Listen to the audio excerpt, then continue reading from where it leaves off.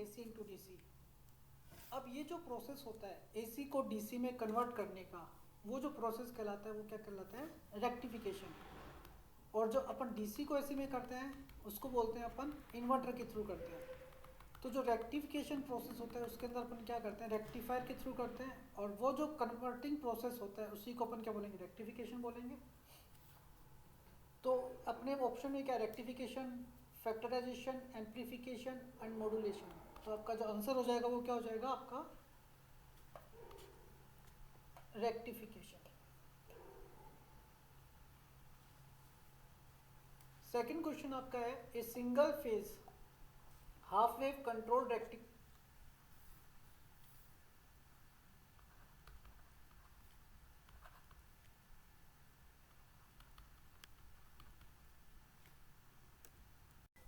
sin 314t as the input voltage and R as the load. For a firing angle of 60 degree for the SCR, the average output voltage is। अब आपको क्या पूछा है कि आपको voltage दे रखी है, और वोल्टेज किस फॉर्म में दे रखी है, that is equal to Vm sine omega T के फॉर्म में, जहां आपको Vm की वैल्यू दे रखी है 400 और ओमेगा की वैल्यू दे रखी है आपको 314।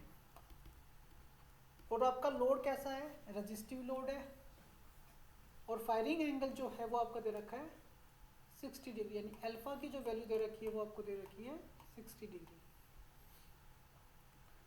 सिंगल फेज है और हाफ वेव कंट्रोल्ड रेक्टिफायर है। सिंगल फेज है और हाफ वेव कंट्रोल रेक्टिफायर के लिए आपकी जो आउटपुट वोल्टेज होती है वो क्या होती है, Vm/2 1 plus cos of alpha. तो ये आपकी क्या हो जाएगी, आपकी आउटपुट वोल्टेज। और इसके अंदर अल्फा की वैल्यू आपकी कितनी दे रखी है, 60 डिग्री।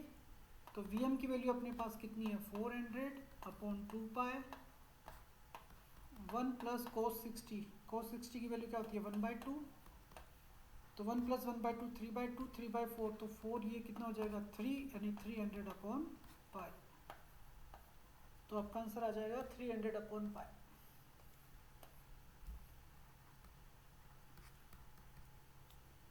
नेक्स्ट क्वेश्चन आपका है, if T is the time period for the chopper circuit and alpha is its duty cycle, then the chopping frequency is. अब जो आपकी ड्यूटी साइकिल होती है वो क्या होती है, duty cycle that is equal to T on upon T,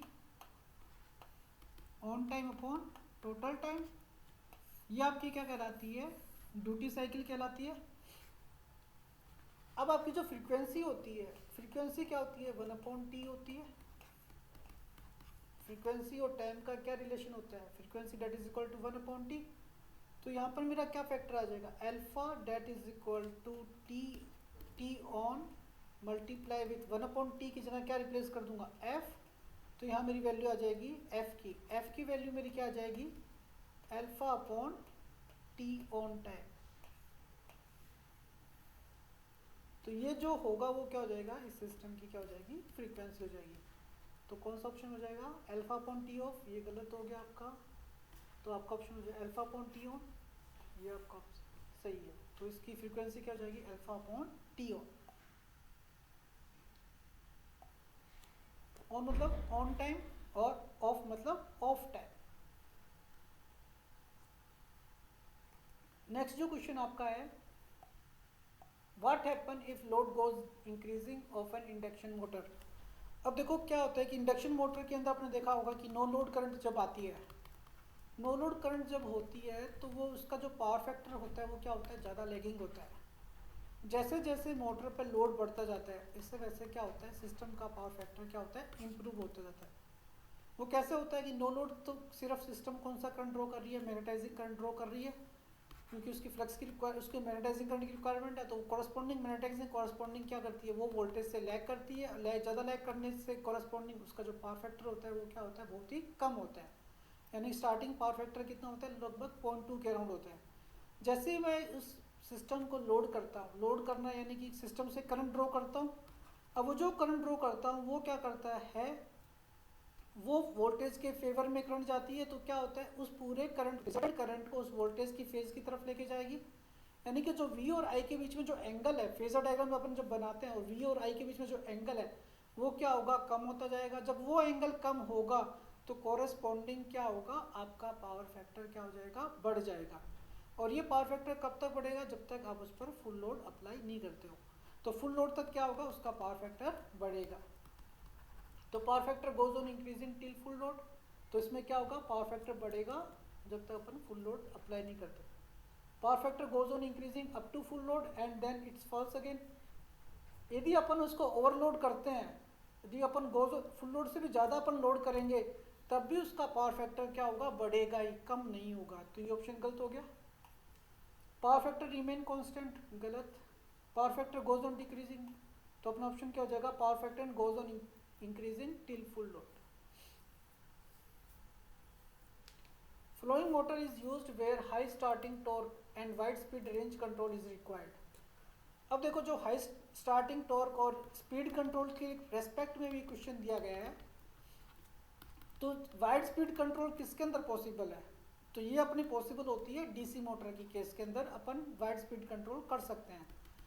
और जितनी मोटर है तो वहाँ पर क्या होता है कि अपन स्पीड कंट्रोल इतनी स्मूथली नहीं कर पाते हैं। आजकल वेक्टर कंट्रोल मेथड आ गया है, जिसके अंदर अपन इंडक्शन मोटर को भी अपन स्मूथली स्पीड कंट्रोल पर्पस के लिए यूज़ कर सकते हैं।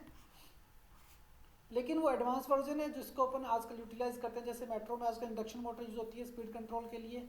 लेकिन इस स्टार्टिंग टॉर्क इसमें क्या रखा है, स्टार्टिंग टॉर्क भी हाई है।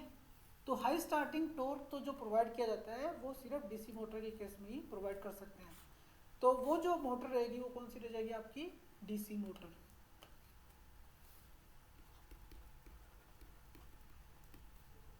The shaft of N induction motor is made of. Shaft कैसी होनी चाहिए इंडक्शन मोटर की, क्योंकि शाफ्ट है, शाफ्ट पे रोटर होती है, तो वो शाफ्ट बीरिंग के थ्रू जो आउटर पार्ट है उससे कनेक्ट रहती है। अब शाफ्ट कैसी होनी चाहिए, हार्ड होनी चाहिए। और हार्डनेस बढ़ाता कौन है, हार्डनेस बढ़ाने का काम कौन करता है, तो उसी कॉरस्पॉन्डिंग अपन को क्या देना पड़ेगा, आंसर देना पड़ेगा। तो carbon steel, high stainless steel और कास्ट आयरन। तो जो क्या करता है, इसका आंसर हो जाएगा कार्बन स्टील। कार्बन क्या कर देता है, सिस्टम की हार्डनेस को बढ़ा देता है, इसलिए इसका आंसर क्या रहेगा, carbon steel. A conductor carry a current of 8 ampere and if magnitude of charge of an electron is 1 be available even under emergency is known as। अब देखो इमरजेंसी कंडीशन पर, देखो पहले तो रिजर्व के बारे में पता कर लेते हैं। रिजर्व क्या होता है, रिजर्व यानी कि सिस्टम के पास एक एक्स्ट्रा पावर रखी हुई है जो कि वो यूज़ कर सकते हैं अपन, उसके पास रिजर्व है। तो रिजर्व सबसे पहले देखते हैं कि कोल्ड रिजर्व क्या होता है, मतलब सर्विस में तो है बट ऑपरेशन में नहीं है, तो वो क्या कहलाता है, आपका कोल्ड रिजर्व। हॉट रिजर्व क्या होता है, ऑपरेशन में बट सर्विस में नहीं है, ऑपरेशन में बट सर्विस में नहीं है। स्पिनिंग रिजर्व जो आपके पास अवेलेबल है, जो मतलब आपको मतलब हर टाइम आपकी जो डिमांड है, जो फ्लक्चुएशन जो हो रहा है, वो डिमांड कौन फुलफिल करता है, स्पिनिंग रिजर्व आपकी डिमांड फुलफिल करता है। फर्म रिजर्व कौन सा होता है, जो इमरजेंसी कंडीशन के लिए ही आपकी डिमांड को फुलफिल करता है। तो इसका आंसर क्या हो जाएगा आपका, फर्म रिजर्व। इमरजेंसी कंडीशन के लिए कौन सा रिजर्व लेते हैं अपन, firm reserve. On what factor corona loss dependent on. अब जो कोरोना लॉस वाला जो फॉर्मूला था आपका, उस फॉर्मूले में क्या आता है, कंडक्टर की साइज पे डिपेंड करता है, यानी कंडक्टर की रेडियस पे डिपेंड करता है। डेल्टा भी फैक्टर होता है, यानी कि ए डेंसिटी फैक्टर होता है। वो किस पे डिपेंड करता है, क्लाइमेट कंडीशन पे भी डिपेंड करता है। लेकिन इसमें क्या दे रखा है ऑप्शन के अंदर, हाइट ऑफ द कंडक्टर पे, उस फॉर्मूले में नहीं है, तो हाइट ऑफ कंडक्टर नहीं होगा। मटेरियल ऑफ द कंडक्टर, इस पे भी डिपेंड नहीं करेगा। तो अपने पास दो ऑप्शन पे कंफ्यूजन होता है, क्लाइमेटिक कंडीशन और डायमीटर ऑफ द कंडक्टर। तो इसने क्या दे रखा है, सिर्फ क्लाइमेटिक कंडीशन ओनली लिख रखा है यहाँ पर, corona depended upon climatic condition only. नहीं, क्लाइमेटिक कंडीशन के अलावा भी डिपेंड करता है। तो इसका जो मेन जो इसमें चारों ऑप्शन में से जो आंसर हो जाएगा वो कौन सा हो जाएगा, डायमीटर ऑफ द कंडक्टर, क्योंकि आर फैक्टर पर कोरोना लॉस क्या करता है, डिपेंड करता है। All magnetic material lose their magnetic property when kept in an aluminum box, kept in vacuum, cooled to low temperature, heated with high temperature. कोई भी magnetic material को यदि अपन हाई टेम्परेचर पर हीटअप करते हैं यानी तो क्या होता है, वो जो मैग्नेटिक मटेरियल है अपनी मैग्नेटिक प्रॉपर्टी को लॉस्ट कर देता है। तो इसका जो आंसर होगा वो क्या होगा, हीटेड विथ हाई टेम्परेचर। ये जो कॉन्सेप्ट आता है वो आता है क्यूरी टेम्परेचर के corresponding. Mild steel have 50% carbon 50% iron, 17% carbon plus 83% iron. तो इसमें जो माइल्ड स्टील दे रखा है इसके अंदर जो कार्बन की जो परसेंटेज होती है वो बहुत कम होती है। कार्बन परसेंटेज क्या होती है, बहुत ही कम होती है। तो जो कम वाला परसेंटेज वाला कौन सा है, तो कार्बन की परसेंटेज कितनी है, 0.1 to 0.3% कार्बन। तो इसके अंदर जो ऑप्शन में अपन सिलेक्ट करेंगे तो एक में कितना रखा है 50%, एक में 17 और एक में दे रखा है 0.1 to 0.3%। तो यहाँ से ऑप्शन मेरे को निकल के आ रहा है कि कार्बन की परसेंटेज कितनी होगी, 0.1 to 0.3% कार्बन। तो इसका आंसर क्या हो जाएगा, in order to get best result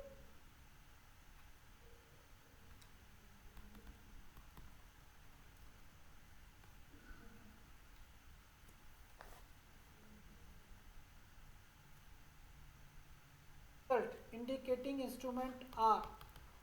अब जो इंडिकेटिंग इंस्ट्रूमेंट होते हैं, अपन ने देखा कि अपन गैलोमीटर जब पढ़ रहे थे, गैलो मेजरमेंट के अंदर क्या था, जो इंस्ट्रूमेंट है तो वो डैम्पिंग फैक्टर पे डिपेंड करता है। एक होती है डैम्प, क्रिटिकल डैम्प सिस्टम होता है, ओवर डैम्प सिस्टम होता है, अंडर डैम्प सिस्टम होता है। तो अपन कौन सा सिस्टम प्रीफर करते हैं, slightly under damp system prefer करते हैं, क्योंकि इससे क्या होगा, आपका रेस्पॉन्स थोड़ा फास्ट भी होगा, फास्ट होने के साथ साथ उसमें थोड़े ट्रांजिएंट भी होंगे। क्रिटिकल डैम्प में क्या होगा, सिस्टम में ट्रांजिएंट नहीं होंगे बट सिस्टम थोड़ा स्लो हो जाएगा corresponding to under damp system. तो जो अपन प्रीफर करते हैं मोस्टली वो slightly under damp system prefer करते हैं। तो इसके अंदर क्या हुआ, क्रिटिकल डैम्प नहीं करेंगे, ओवर डैम्प नहीं करेंगे, अंडर डैम्प नहीं करेंगे। तो इस अंडर डैम्प के अंदर स्लाइटली अंडर डैम्प सिस्टम करेंगे। तो ये सेकंड ऑप्शन क्या दे रहा है, damp slightly less than the critical value. Critical value क्या होती है, डेल्टा की 1 होती है, और इस वैल्यू से कम पर अपन क्या रख के चलते हैं, डैम्पिंग करते हैं। तो इसका आंसर आ जाएगा बी। ये चॉपर इज ए, चॉपर क्या करता है, step up chopper, step down chopper, वो क्या करता है, डीसी टू डीसी कन्वर्टर है, यानी डीसी को वेरिएबल डीसी में कन्वर्ट कर सकते हैं अपन, स्टेप डाउन भी कर सकते हैं, स्टेप अप भी कर सकते हैं। तो वो काम किसका करेगा, मतलब ट्रांसफार्मर क्या करता था, एसी जो ट्रांसफार्मर जो अपन पढ़ रहे थे वो क्या कर रहा था, अपन वोल्टेज को स्टेप अप स्टेप डाउन कर रहा था, लेकिन किस केस में कर रहा था, एसी के केस में। तो ये एज ए किसकी तरह काम करेगा, chopper as a DC transformer की तरह काम करेगा। तो इसका आंसर क्या हो जाएगा, as a DC transformer. The snubber circuit is used in thyristor circuit 4। Snubber circuit protection में किसके प्रोटेक्शन में काम आता है, डीवी बाई डी प्रोटेक्शन के लिए। इसके अंदर D I upon D T protection भी काम में लेते हैं इसके अंदर, लेकिन जब ऑप्शन में दोनों आ जाते हैं तो अपन प्रीफर करते हैं DV by D T protection, क्योंकि मेनली जो इसका रोल होता है वो DV by D T protection के अंदर काम आता है। और यदि ऑप्शन में ये भी आ सकता है आपके कि it is used for DV by D T and D I by D T protection. The open loop transfer function of a feedback control system is this. The gain margin of the system is. अब gain margin किस पे निकालते हैं, phase cross of frequency पर। अब जो phase cross of frequency कैसे निकालेंगे, इसका फेज निकाल लेते हैं। तो इसका फेज क्या होगा, इसको अपन एस की जगह जे ओमेगा रिप्लेस कर देंगे, S replace by J omega. तो ये फंक्शन क्या हो जाएगा, जे ओमेगा प्लस 1 का होल क्यूब। अब इसका एक का जो फेज है वो फेज कितना हो जाएगा,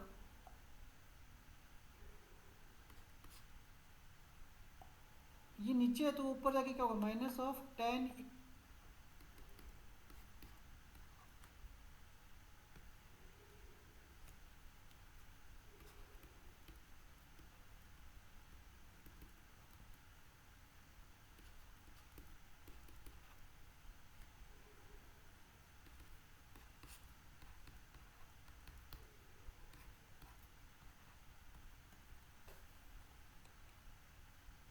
inverse omega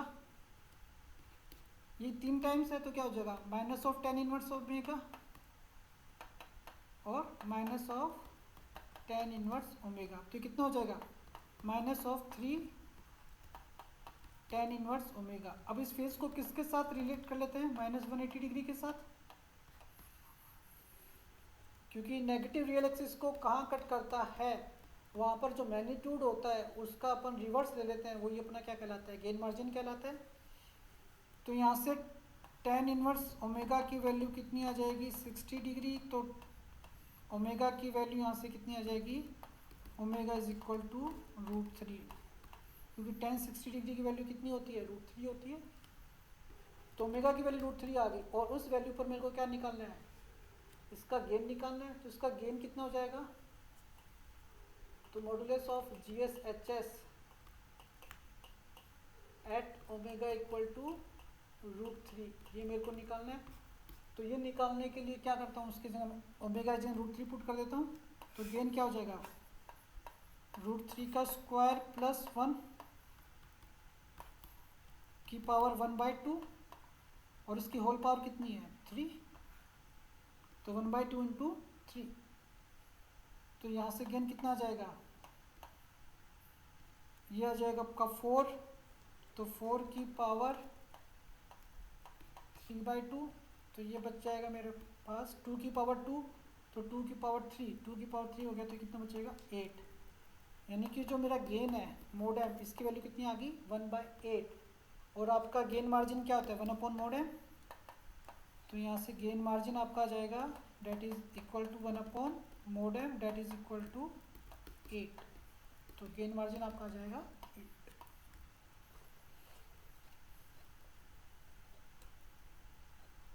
A balance 3 phase system consist of, अब बैलेंस सिस्टम है तो बैलेंस सिस्टम में तो मैंने देखा था कोई भी अनबैलेंस सिस्टम होता है तो अनबैलेंस सिस्टम के अंदर 3 कंपोनेंट होते हैं, एक तो पॉजिटिव, एक नेगेटिव और एक जीरो सीक्वेंस कंपोनेंट। 0, 1, 2 ये 3 कंपोनेंट होते हैं अनबैलेंस सिस्टम के अंदर। और जो पॉजिटिव सीक्वेंस कंपोनेंट होता है वो उसी फेज में होता है जो कि आपका फेज है। ये क्या होता है उनका तीनों फेज तो वैल्यू सेम होती है, लेकिन फेज वो तीनों फेज की वैल्यू तो सेम होगी, बट उसका जो फेज होगा RYB होगा, वो जो अनबैलेंस सिस्टम का फेज है वो इसका पॉजिटिव सीक्वेंस कंपोनेंट का होगा। नेगेटिव सीक्वेंस कंपोनेंट में क्या होगा इनकी तीनों की वैल्यू क्या होगी सेम होगी, बट उसका फेज सीक्वेंस क्या होगा अपोजिट होगा। जीरो सीक्वेंस कंपोनेंट में तीनों सेम फेज में ही होंगे और मैग्नीट्यूड भी तीनों का सेम होगा। यदि मैं सिर्फ बैलेंस सिस्टम की बात करता हूँ तो बैलेंस सिस्टम के अंदर सिर्फ मेरा कौन सा कंपोनेंट रहता है पॉजिटिव सीक्वेंस कंपोनेंट ही रहता है। जीरो सीक्वेंस और नेगेटिव सीक्वेंस कंपोनेंट उसमें एब्सेंट रहता है। जीरो सीक्वेंस और नेगेटिव सीक्वेंस कंपोनेंट किस केस में आता है जब सिस्टम कैसा होता है अनबैलेंस होता है, और बैलेंस के केस में सिर्फ कंपोनेंट कौन सा रहता है पॉजिटिव सीक्वेंस। तो इसके अंदर कौन सा कंपोनेंट रहेगा नेगेटिव एंड जीरो, गलत, जीरो नेगेटिव एंड पॉजिटिव ये अनबैलेंस के केस में होता है। Zero sequence current only, positive sequence current only, तो कौन सा रहेगा आपका positive sequence current only. In the case of transmission line protection, overcurrent relay is used.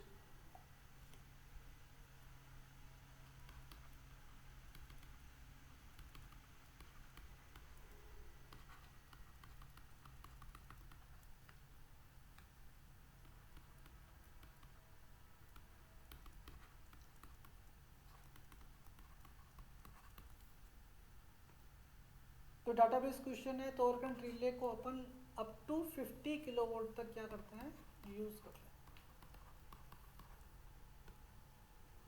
A short circuit is identified by, जब भी शॉर्ट सर्किट होता है system के अंदर लोड की वैल्यू देखो क्या होगा, सिस्टम है ये कोई सिस्टम है, मान लो सिंपल सिस्टम ले लेता हूँ, मान लो यहाँ पर शॉर्ट सर्किट हो जाए तो क्या होगा, शॉर्ट सर्किट हो जाएगा तो क्या होगा, यहाँ पर मान लो यहाँ पर कोई भी लोड लगा हुआ है वो हट जाएगा सिस्टम से, यहाँ का लोड, तो सारी करंट यहाँ से बाईपास हो जाएगी। करंट ज़्यादा होगी तो ये रेजिस्टेंस फैक्टर कम हो जाएगा, तो V/R की वैल्यू क्या हो जाएगी बढ़ जाएगी, क्योंकि टोटल रेजिस्टेंस की वैल्यू कम हो जाएगी। तो क्या चीज़ बढ़ रही है करंट बढ़ रही है, तो क्या हो जाएगा heavy current rise. Which of the flowing circuit breaker is used for railway electric,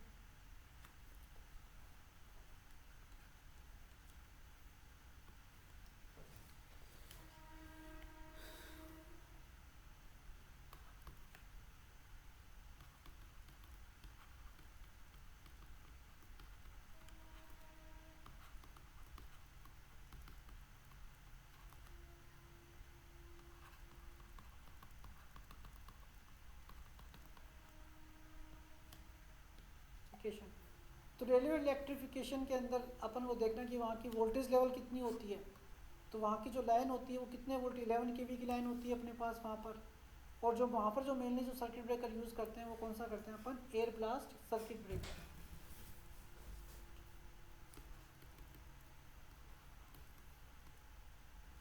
which of the following is not a permanent magnetic material.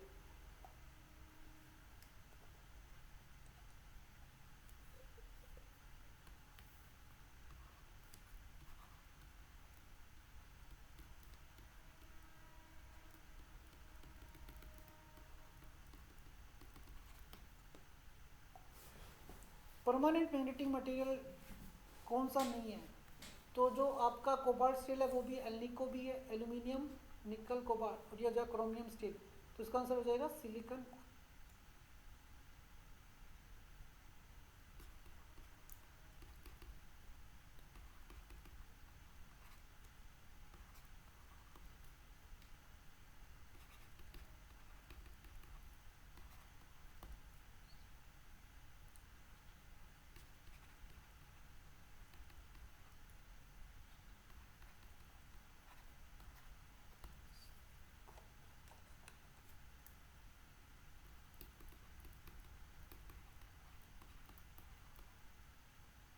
Iron.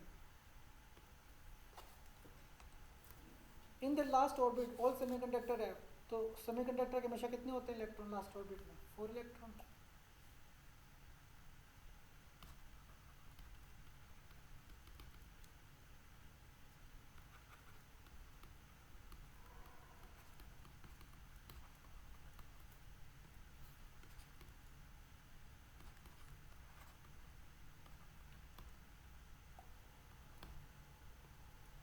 Silicon वाला केस देख लो, तो सिलिकॉन के लास्ट ऑर्बिट में कितने इलेक्ट्रॉन है, 4, तो इससे आप आंसर दे सकते हो उसका। The material from the flowing having negative temperature coefficient of resistance is. Negative temperature coefficient का मतलब क्या हो गया, पॉजिटिव का मतलब क्या होता है, जब टेम्परेचर बढ़ाने पर रेजिस्टेंस की वैल्यू बढ़ती है, और नेगेटिव का मतलब टेम्परेचर बढ़ाने पर रेजिस्टेंस की वैल्यू क्या होती है, कम होती है। तो कॉपर क्या है, मेटल, ये तो तीनों कॉपर, एल्यूमिनियम और ब्रास, ये तो क्या हो गए, कंडक्टिंग मटेरियल हो गए।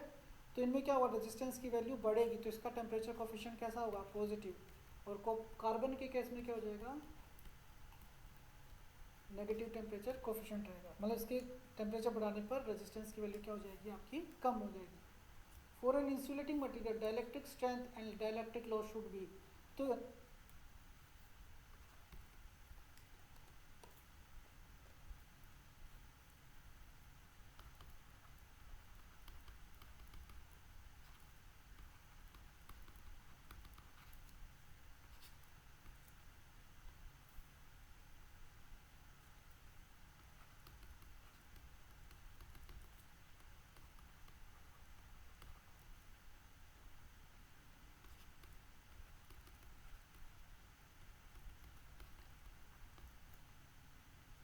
कोई भी इंसुलेटिंग मटेरियल अपन लेते हैं तो उसकी डाइलेक्ट्रिक स्ट्रेंथ हाई होनी चाहिए और डाइलेक्ट्रिक लॉस क्या होना चाहिए, कम होना चाहिए। कम से कम डाइलेक्ट्रिक लॉस हो और स्ट्रेंथ उसकी ज़्यादा से ज़्यादा हो।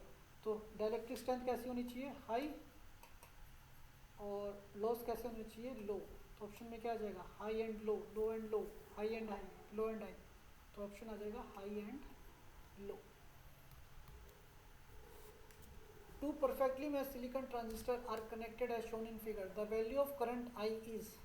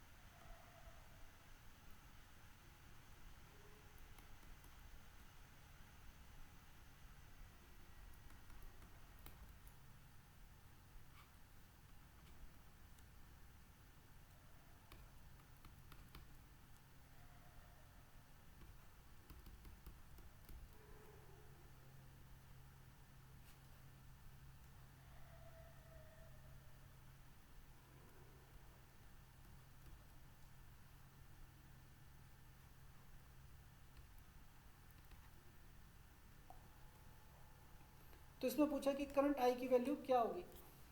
अब ये दोनों जो है ये करंट मिरर से रिलेटेड क्वेश्चन है, करंट मिरर इमेज से रिलेटेड क्वेश्चन है। तो इसके अंदर क्या होता है, जो करंट, ये वाली जो करंट है, यदि इसमें मिरर इमेज लें यहाँ पर, तो जो मिरर इमेज लूँगा तो ये जो करंट यहाँ फ्लो कर रही है वो करंट कहाँ फ्लो करेगी, इसके अंदर भी वही करंट फ्लो करेगी। यानी कि इस रेजिस्टेंस के अंदर यदि मैं करंट की वैल्यू निकाल लेता हूँ, वही करंट की वैल्यू कौन सी होगी, इस आई की वैल्यू होगी। अब इसके अंदर कितना है, ये माना ये 0.5 वोल्ट है और ये वाला वोल्टेज कितना है 0.7, और यहाँ से मैं सीधा डायरेक्ट पास कर सकता हूँ, ग्राउंड की तरफ जा रहा हूँ यहाँ से, तो मैं ये वाला सर्किट बना सकता हूँ। -5 से फिर 0.7 गया, फिर इस सर्किट से मैं ये ग्राउंड चला गया, तो मेरा पूरा ये सर्किट बन गया ये। क्योंकि ये -5 है तो यहाँ पर कुछ होगा, एक बैटरी बनी होगी, और इसका मान लेते तो ये कितना वोल्टेज है -5, और ये कितना हो गया, ग्राउंड हो गया।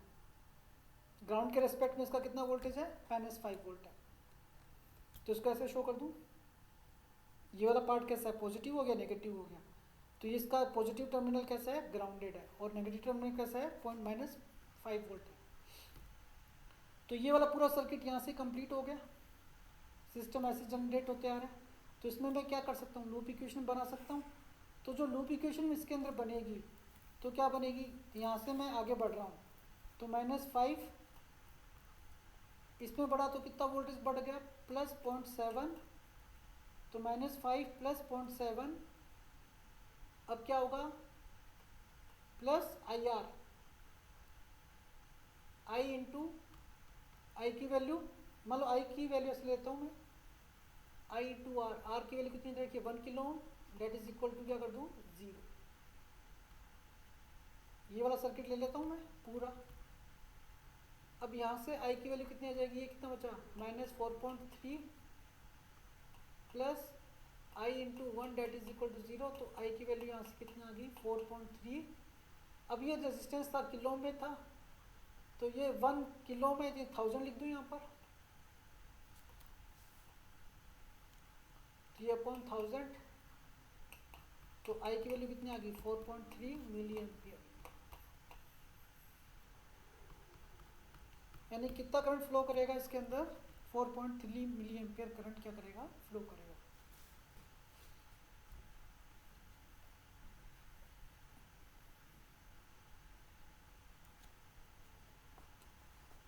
The gate impedance of MOSFET is approximately, अब जो मोसफेट का जो इम्पीडेंस होता है, गेट इम्पीडेंस पूछा तो मतलब क्या पूछा है, इनपुट इम्पीडेंस पूछा है। तो इनपुट इम्पीडेंस मोसफेट का क्या होता है, हाई होता है, और हाई क्या होता है, बहुत ज़्यादा होता है।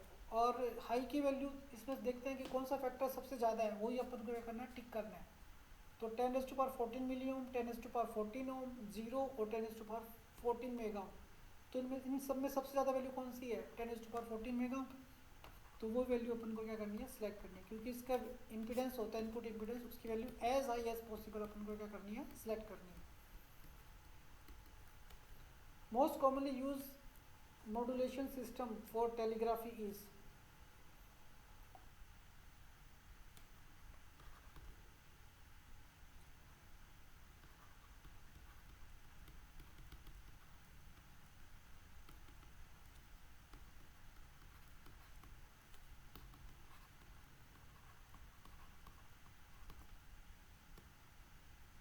तो इसके अंदर जो होता है वो होता है फ्रीक्वेंसी मॉड्यूलेशन टेक्निक अपन यूज़ करती है, डिजिटल कम्युनिकेशन के अंदर होता है। तो इसके अंदर जो ऑप्शन होगा वो हो जाएगा फ्रीक्वेंसी शिफ्ट कीइंग वाला मेथड अपन क्या करते हैं, यूज़ करते हैं टेलीग्राफी के अंदर। A control system in which the control action is somehow dependent on the output is known as, अब कौन,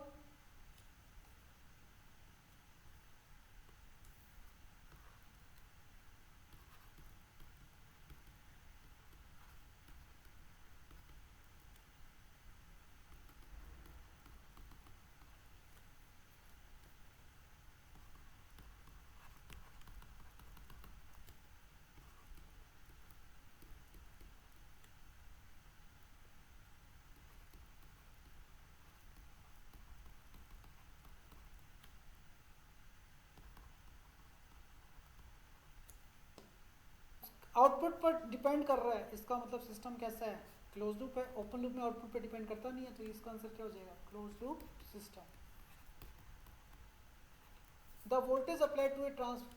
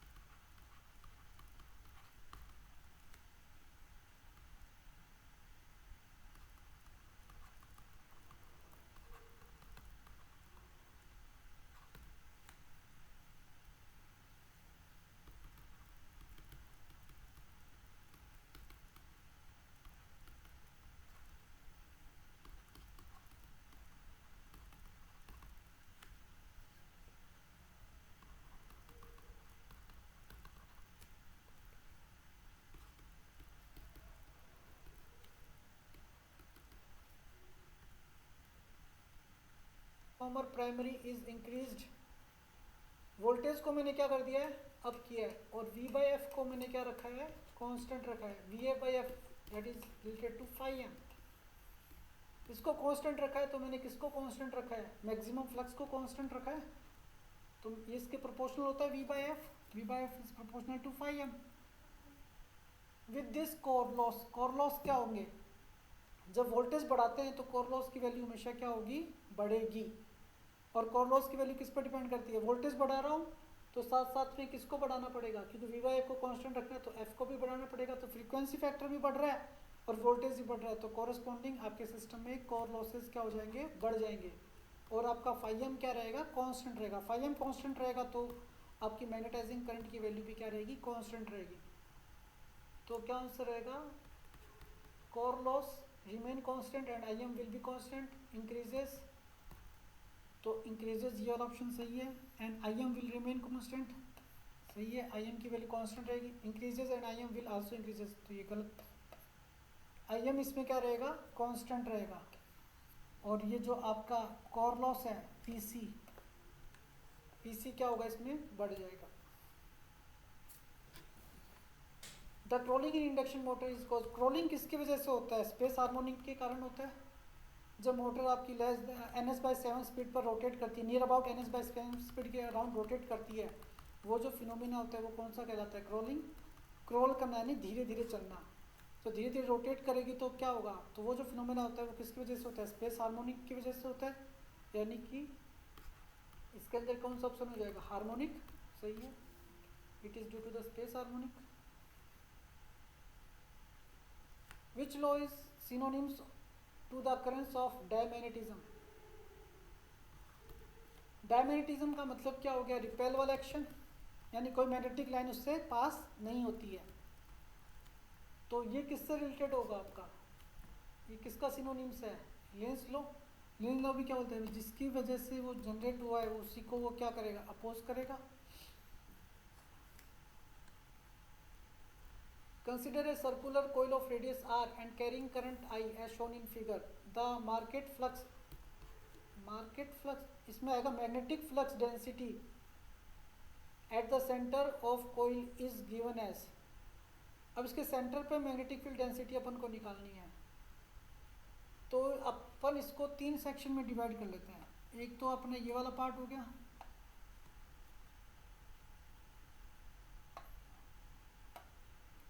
एक ये पार्ट हो गया,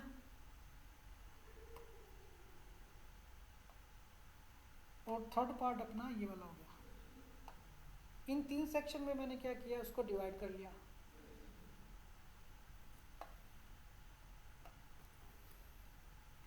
अब देखो ये क्या इनफाइनाइट वायर है, और इस वायर की वजह से इस सेंटर पर आपको निकालना है, तो वो वैल्यू कितनी हो जाएगी, μ0I/4πr,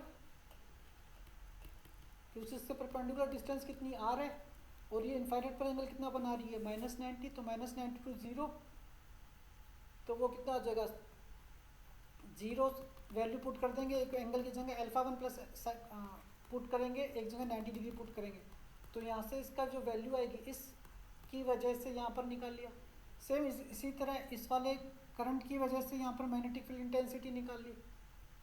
तो वो जो वैल्यू आएगी वो कितनी आएगी, ये जो वायर है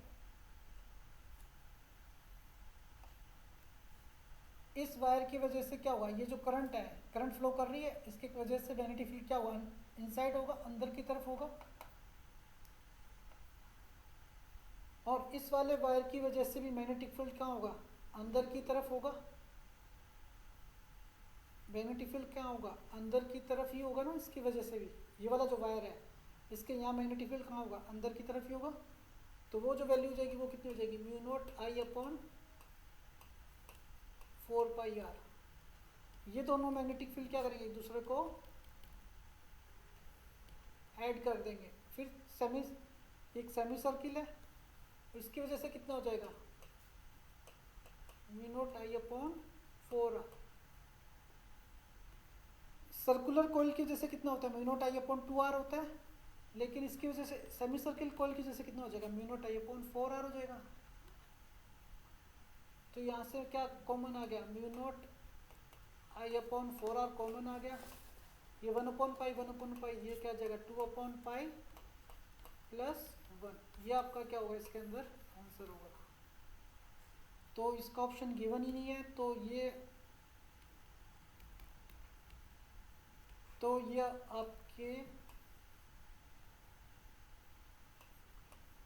क्वेश्चन डाउट के अंदर, तो मतलब इसका ऑप्शन आपको गिवन दे नहीं रखा है। तो इसका आंसर क्या होना चाहिए, एग्जैक्ट आंसर इसका क्या रहा है, mu not I upon 4r 2/पाई plus 1।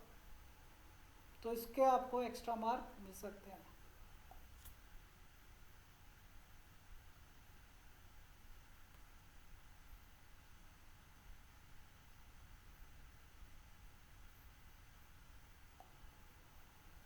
क्योंकि इसका ऑप्शन आपको गिवन ही नहीं है। The unit of pointing vector is, तो पॉइंटिंग वेक्टर किसकी होती है, पावर डेंसिटी।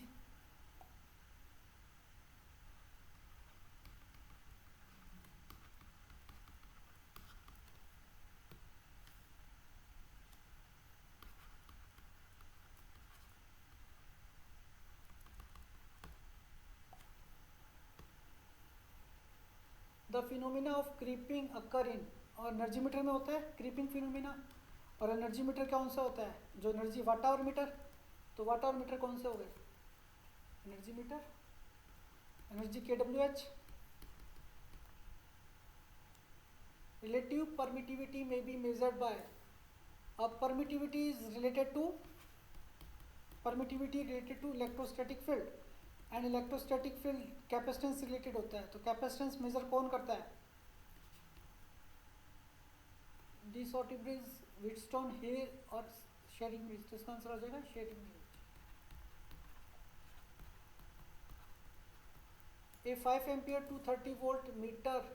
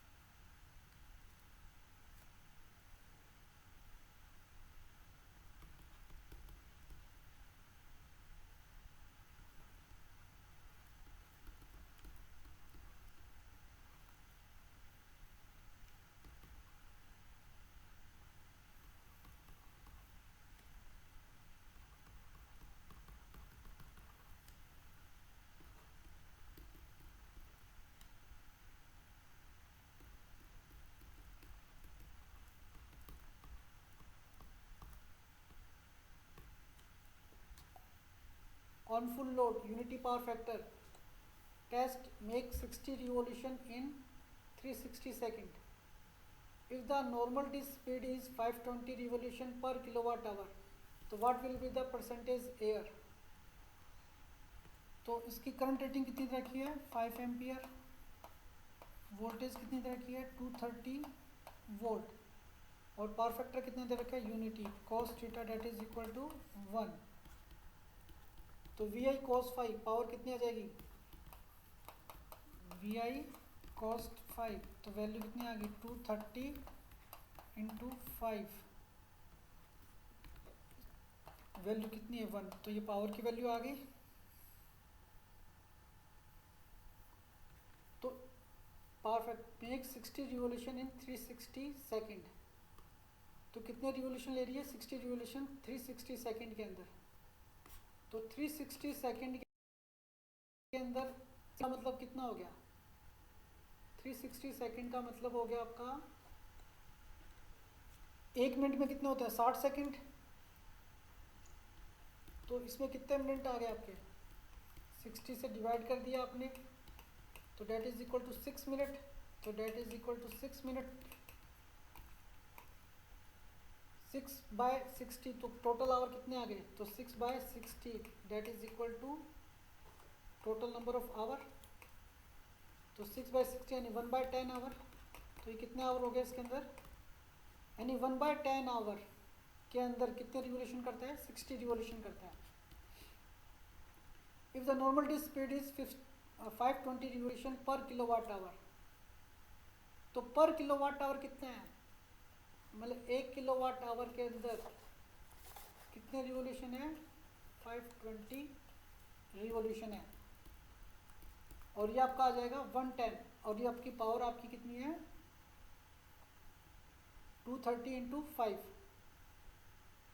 तो यहाँ से आप क्या निकालोगे टोटल किलोवाट आवर निकालोगे, तो ये आपका आ जाएगा 0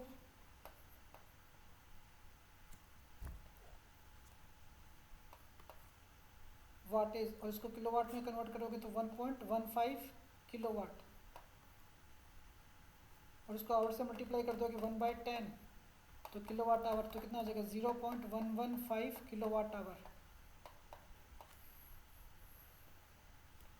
तो एक्चुअल जो आपके पास है वो कितनी है 115 किलोवाट आवर. तो 1 किलोवाट आवर के अंदर कितना हो रहा है 520 हो रहा है.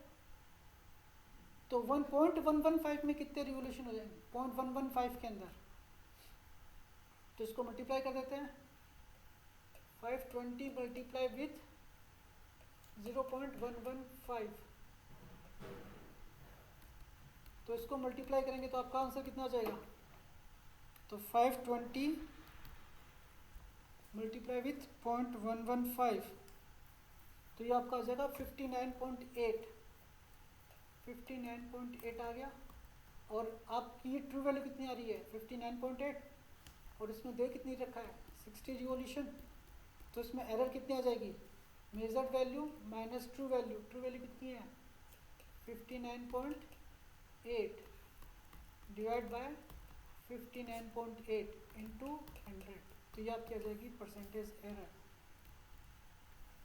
तो 0.2 अपॉन 59.8 इंटू 100, तो ये आपका आ जाएगा लगभग 0.33%.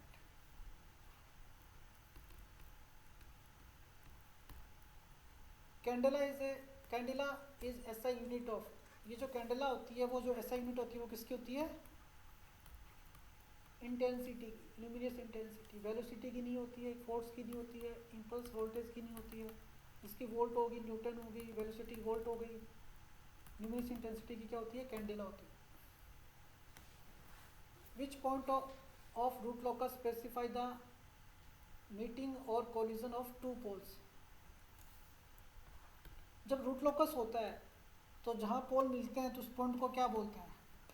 मान लो मेरे पास इसको रूट लॉकस बनाना है 1/s+1 s+2 का बनाना है. GSHS में ओपन लूप ट्रांसफर फंक्शन दे रखा है, तो 2 पोल गिवन है, एक s+1 पर है यानी -1 है और ये क्या है -2।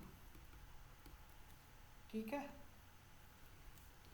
तो क्या होगा, it is a not a part of root locus, क्योंकि यहाँ पर तो इसमें क्या होगा, it is a part of root locus क्योंकि इसके लेफ्ट हैंड साइड पे नंबर ऑफ पोल और नंबर ऑफ जीरोस कैसे ओड नंबर है, तो ये जो एक्सिस होगी वो रूट लॉकस का पार्ट होगी, ये वाली एक्सिस भी रूट लॉकस का पार्ट नहीं होगी। तो क्या होगा, पोल से स्टार्ट होता है रूट लॉकस, तो दोनों पोल से रूट लॉकस स्टार्ट होगा और क्या होगा, दोनों पोल्स आपस में आकर किसी पॉइंट पर मिलेंगे और वो जिस पॉइंट पर आकर रूट लॉकस मिलते हैं, यानी D K upon D S equal to zero करके अपन जो निकालते हैं, तो वहाँ पर वो जो वैल्यू आती है, वो जो पॉइंट आते हैं, वो पॉइंट कौन से पॉइंट कहलाते हैं, ब्रेक अवे पॉइंट। तो इस पॉइंट को क्या बोलते हैं, break away point.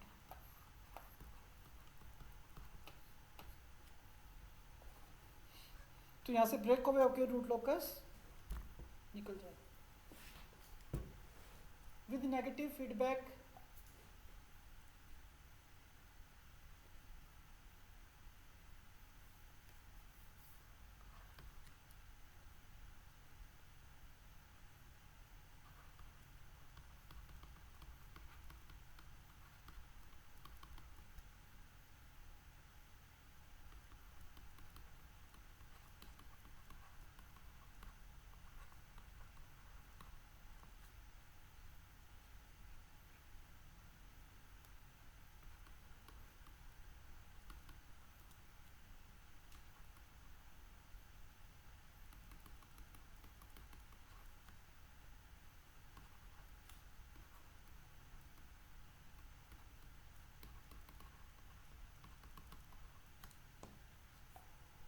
in a closed loop control system, the system sensitivity to parameter variation, negative feedback की वजह से, पैरामीटर वेरिएशन की वजह से सेंसिटिविटी की वैल्यू क्या होती है, हमेशा कम होती है। तो इसके लिए क्या करते हैं, percentage change in transfer function to the percentage change in G, यानी पैरामीटर वेरिएशन। तो उससे अपन क्या निकालते हैं, सिस्टम की सेंसिटिविटी। तो सेंसिटिविटी जो होती है ओपन लूप सिस्टम के अंदर ज़्यादा होती है corresponding to close loop system, यानी क्लोज लूप सिस्टम यदि नेगेटिव फीडबैक कर देंगे तो सिस्टम के सेंसिटिविटी की वैल्यू क्या हो जाएगी, कम हो जाएगी। नीचे क्या होता है, 1+GH वाला फैक्टर आ जाता है, वो क्या करता है, सिस्टम की सेंसिटिविटी को कम कर देता है।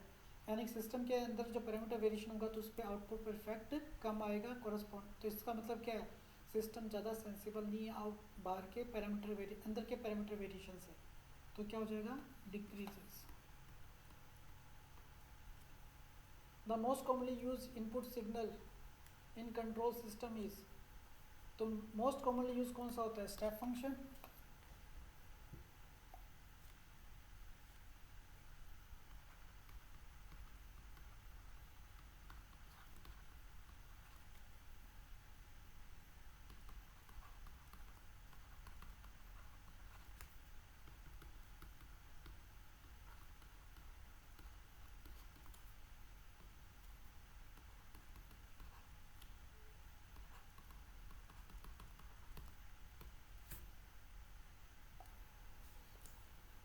ए negative sequence relay is commonly use to protect. तो जो नेगेटिव सीक्वेंस रिले होती है यदि किसी अल्टरनेटिव में फ्लो करती है तो उसका जो रोटर का टेम्परेचर क्या कर देगी, हाई कर देगी, क्योंकि वो अपोजिंग फोर्स जनरेट करेगी जिससे रोटर का एंडिंग का टेम्परेचर क्या हो जाएगा, बढ़ जाएगा। तो ये जो रिले वो कहाँ यूज़ करते हैं, जहाँ रोटेटिंग जहाँ अल्टरनेटर के अंदर, प्रोटेक्शन ऑफ अल्टरनेटर में अपन ने पढ़ा भी था कि उसमें नेगेटिव सीक्वेंस रिले अपन क्या करते हैं, यूज़ करते हैं। Plug setting of relay can be altered by varying the, plug setting हमेशा एमएमएफ पर डिपेंड करती है और एमएफ डिपेंड करता है नंबर ऑफ टर्न्स और एम्पियर पर और नंबर ऑफ टर्न्स पर, एनआई पर। तो इसका आंसर हो जाएगा number of ampere turns, NI.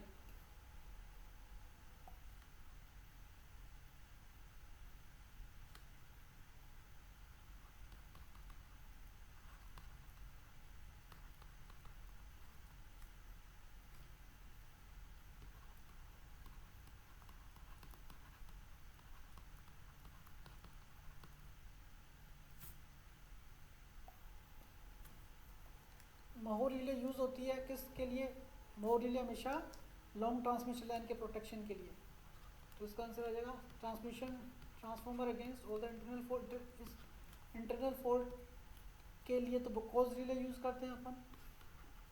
Medium transmission length line, इसके लिए अपन कौन सी रिएक्टेंस रिले यूज़ करते हैं। A transformer against external fault नहीं। लॉन्ग ट्रांसमिशन लाइन के लिए अपन कौन सी, ये डिस्टेंस रिले एक प्रकार की वो रिले किसका पार्ट है ये, it is a type of distance relay जो यूज़ करते हैं लॉन्ग ट्रांसमिशन लाइन के अंदर। Air used in airbrush circuit breaker must, जो भी एयर होनी चाहिए वो फ्री फ्रॉम मॉइस्चर होनी चाहिए। यदि मॉइस्चर होगा तो सिस्टम के आयनाइज होने के चांसेस ज़्यादा होंगे, तो फ्री फ्रॉम मॉइस्चर।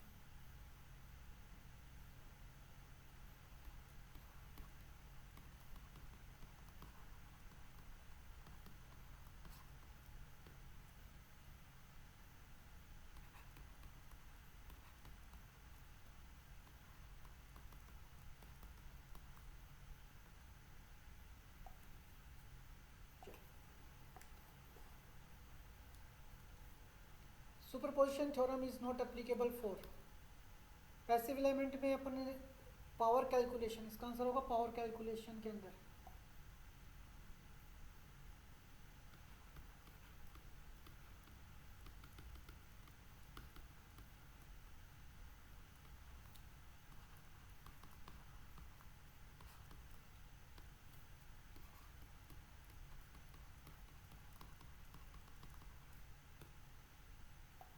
क्योंकि पावर क्या होती है, आई स्क्वायर आर होती है। आई जहाँ स्क्वायर आ गया तो सिस्टम कैसा हो गया, नॉन लीनियर हो गया, और वैसे होगी वी स्क्वायर अपॉन आर।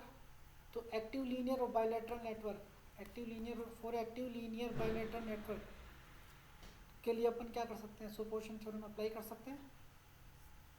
तो पैसिव एलिमेंट आपके कौन कौन होते हैं, आर एल सी होते हैं।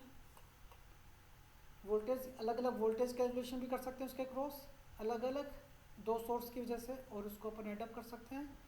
करंट भी मेजर कर सकते हैं, बायलैटरल एलिमेंट में भी अपन यूज़ कर सकते हैं। लेकिन पावर कैलकुलेशन में नहीं कर सकते हैं, क्योंकि जो करंट निकालेंगे उसका स्क्वायर हो जाएगा। तो वो क्या कर सकते हैं, एक दूसरे पार्ट को अपोज भी कर सकते हैं, यानी दोनों इसमें तो ऐड हो जाएंगे करंट मिलाकर दोनों। तो उससे अपन पावर को अपन सेपरेट इसमें with the help of superposition theorem calculate नहीं कर सकते। अपन इंडिपेंडेंटली करंट निकाल कर फिर पावर को अपन कैलकुलेट कर सकते हैं, या फिर वोल्टेज निकाल कर फिर पावर को कैलकुलेट कर सकते हैं। In series RLC circuit at resonance frequency current will B, RLC circuit के अंदर क्या होगा, देखो आरएलसी सर्किट है आपके पास, इसका जो जेड होता है वो क्या होगा, R plus J XL minus XC. जब एक्सएल की वैल्यू एक्सी के बराबर हो जाएगी तो ये वाला फैक्टर क्या हो जाएगा, ज़ीरो। तो इम्पीडेंस की वैल्यू कितनी बचेगी, आर। इम्पीडेंस की वैल्यू क्या होगी, टोटल इम्पीडेंस की वैल्यू क्या होती है, R square plus XL minus XC का होल स्क्वायर। जब ये वैल्यू जीरो कब पॉसिबल है, रेजोनेंस कंडीशन के अंदर, तब ये जेड की वैल्यू मिनिमम होगी। जेड की वैल्यू मिनिमम होगी तो आई की करंट क्या होगी, मैक्सिमम होगी। तो आई की वैल्यू क्या हो जाएगी, maximum.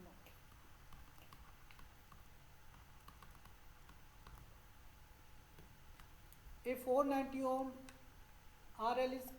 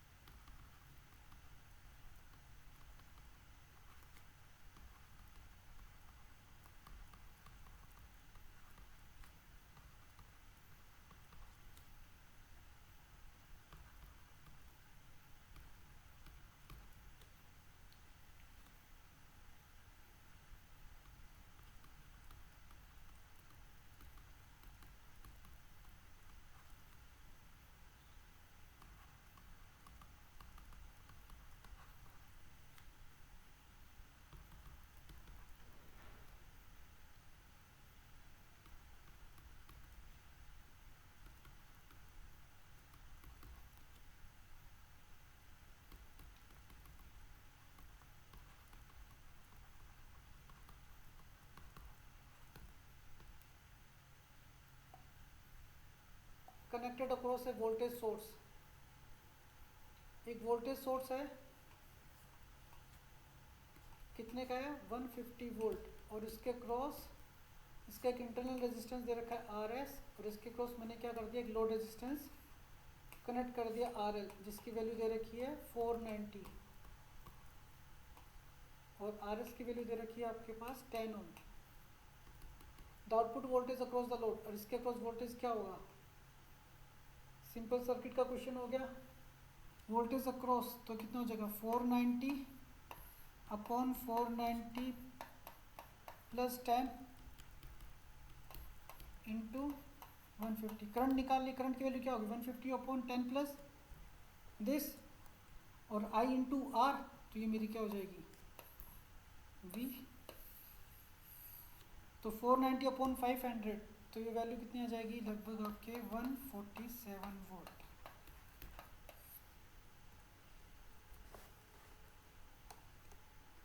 Which of the flowing power plant has least efficiency, तो सबसे कम एफिशिएंसी किसकी होती है स्टीम पावर प्लांट की, तो इसकी अराउंड होती है 28 to 35%।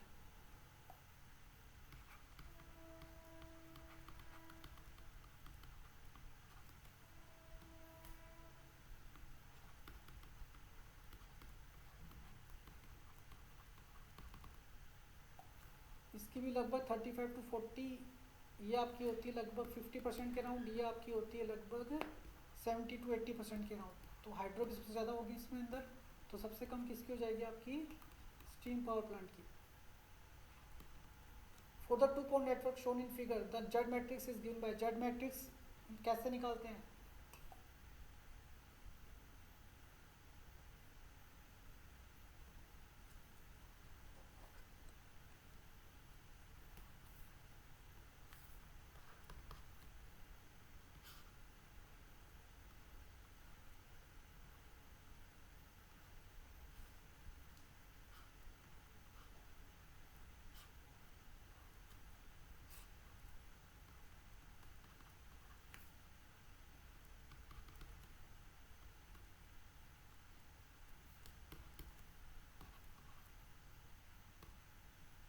V1 V2 in terms of Z11 I1 plus Z12 I2, Z21 I1 plus Z22 I2, ये आपकी क्या कहलाती है, यहाँ से अपन क्या निकाल सकते हैं जेड मैट्रिक्स अपन निकाल सकते हैं। तो सबसे पहले मैं यहाँ पर एक वोल्टेज इक्वेशन लूप इक्वेशन लिख दूँ, और फिर बाद में यहाँ से लूप इक्वेशन लिख दूँ, दो लूप इक्वेशन लिखूँगा।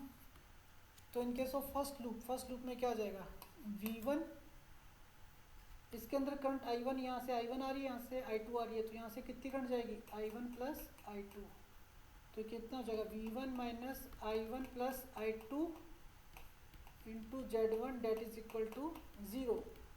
तो V1 is equal to Z1 I1 plus Z1 I2, तो value of Z11 is Z1, Z12 is Z1, तो Z1 Z2 Z1 Z1 Z1 Z1 Z1, तो ये वाला ऑप्शन गलत हो गया और ये वाला ऑप्शन गलत हो गया, तो क्या बचा B या C में से कोई हो सकता है। फिर सेकंड इक्वेशन मैंने ये वाली लिखी V2 minus I2 Z2 minus I1 plus I2 into Z1 that is equal to 0। तो V2 की वैल्यू क्या आ जाएगी Z1 I1 plus Z1 plus Z2 I2, तो Z21 की वैल्यू कितनी आएगी Z1, तो ये आपका आंसर आएगा, ये आंसर गलत।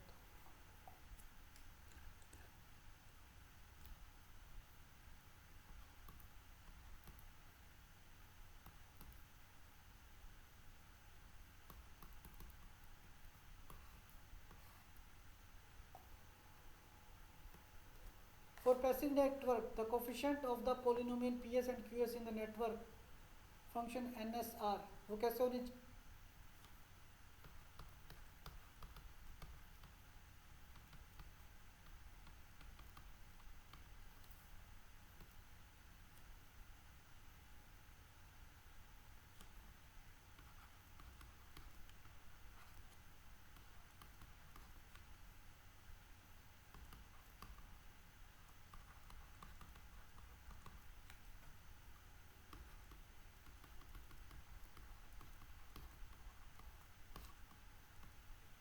ये real and positive. In aqueous plot of a system, on adding a pole at s equal to 0, that plot will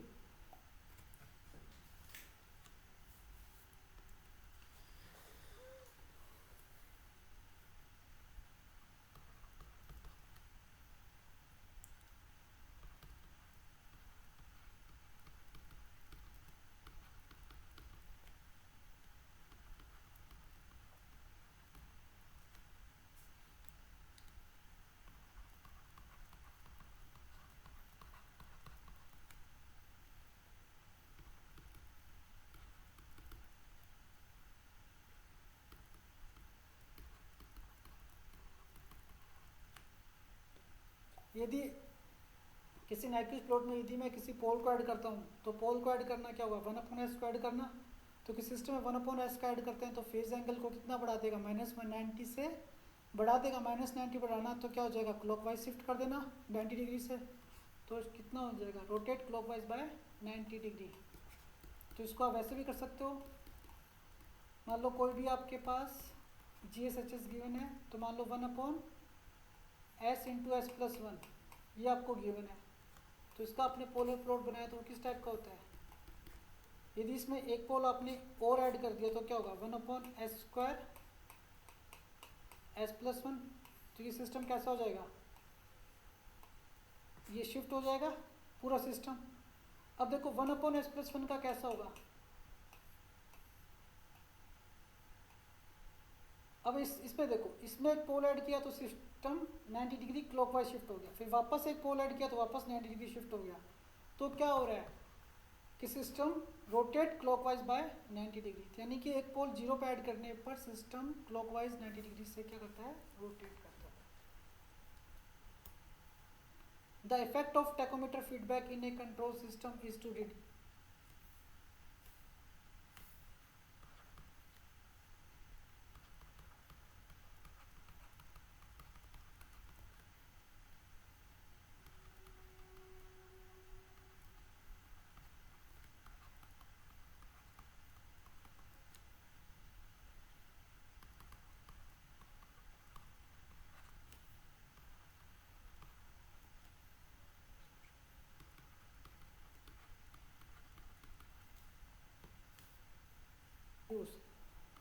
तो टैकोमीटर का जो इफेक्ट है, टैकोमीटर होता क्या है, टैकोमीटर स्पीड को मेजर करता है. यानी जो टैकोमीटर है तो यानी क्या करेगा, जो टैकोमीटर का जो आउटपुट होता है that is proportional to k d theta by dt होता है. थीटा क्या होगा, एंगल हो गया.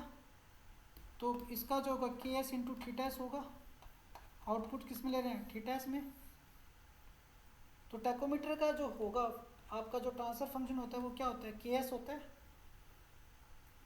जो टैकोमीटर का जो आपका ट्रांसफर फंक्शन होता है वो क्या होता है, k इंटू एस के फॉर्म में होता है.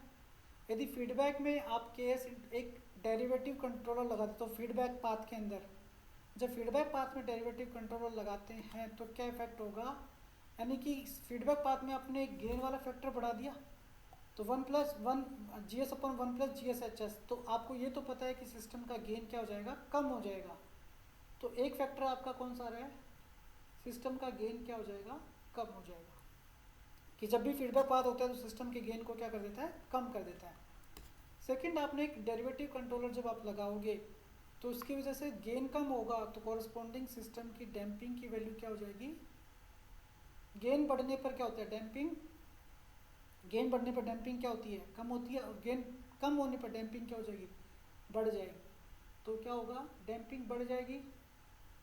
टाइम कांस्टेंट भी क्या हो जाएगा, बढ़ जाएगा सिस्टम का. देखो आप कोई सिस्टम ले लो, ये आपका सिस्टम है 1/s प्लस 1 और आपने फीडबैक में क्या लगा दिया, k इंटू एस. एक एलिमेंट आपने फीडबैक में लगा दिया. तो इसके अंदर टाइम कांस्टेंट की वैल्यू कितनी है, 1 ही है. s टाउ प्लस 1 होती है. अब मान लो इसके अंदर फीडबैक एलिमेंट यदि आपने लगा दिया यहाँ पर तो क्या इफेक्ट पड़ेगा, इसका ट्रांसफर फंक्शन क्या हो जाएगा, GS/1 +GSHS. तो 1/s plus 1 into k into S. तो ये पूरा फंक्शन क्या बन जाएगा, 1/k plus 1 into S plus 1 बन जाएगा. तो क्या हो रहा है, टाइम कांस्टेंट की वैल्यू क्या हो गई, बढ़ गई, तो ये वैल्यू बढ़ गई, ये वाली वैल्यू बढ़ गई, तो क्या रिड्यूस हो गया, गेन, तो सिस्टम का गेन क्या हो जाएगा, रिड्यूस हो जाएगा।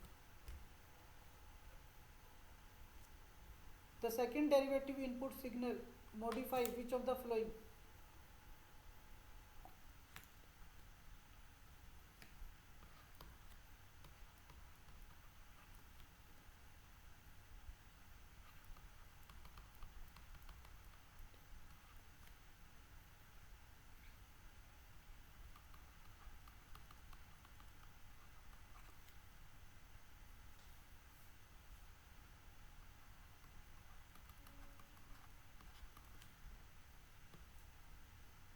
तो डेरिवेटिव इनपुट सिग्नल दे रखा है, तो टाइम कांस्टेंट को भी एंड सप्रेस द ऑक्सीलेशन को कम करता है, ट्रांजिएंट रेस्पॉन्स को इंप्रूव करता है डेरिवेटिव कंट्रोलर, आपको पता है।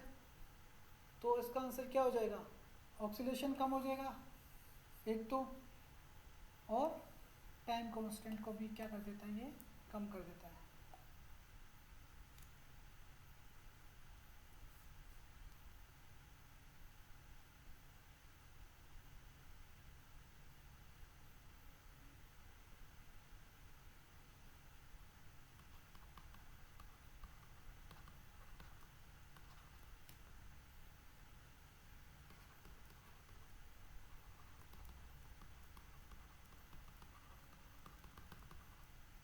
ये किस में रखा है, ये जो डेरिवेटिव कंट्रोलर लगा है ये आपके फॉरवर्ड पाथ में लगा है, न कि फीडबैक पाथ के अंदर, तो ये ध्यान रखना है। टाइम कांस्टेंट की वैल्यू कब कम होती है, जब ये फॉरवर्ड पाथ के अंदर लगता है, और वहाँ कहाँ लग रहा है, आपके फीडबैक पाथ के अंदर, तो ये ध्यान रखना है आपको। In a DC machine iron losses are independent of variation in, अब आयरन लॉसेज क्या होते हैं, कोर लॉसेज होते हैं। कोर लॉसेज डिपेंड करते हैं वोल्टेज पे, डिपेंड करते हैं किस पे डिपेंड करते हैं, फ्रीक्वेंसी पर डिपेंड करते हैं, फ्रीक्वेंसी पर डिपेंड स्पीड करती है, तो स्पीड और वोल्टेज दोनों पे डिपेंड करते हैं। लोड पे डिपेंड नहीं करते हैं, लोड पे डिपेंड कॉपर लॉसेज करते हैं, जितना ज़्यादा लोड होगा उतने कॉरस्पॉन्डिंग सिस्टम में क्या होंगे, कॉपर लॉसेज होंगे, तो इसका आंसर क्या हो जाएगा, load. Next, in double cage induction motor rotor is design to provide, अब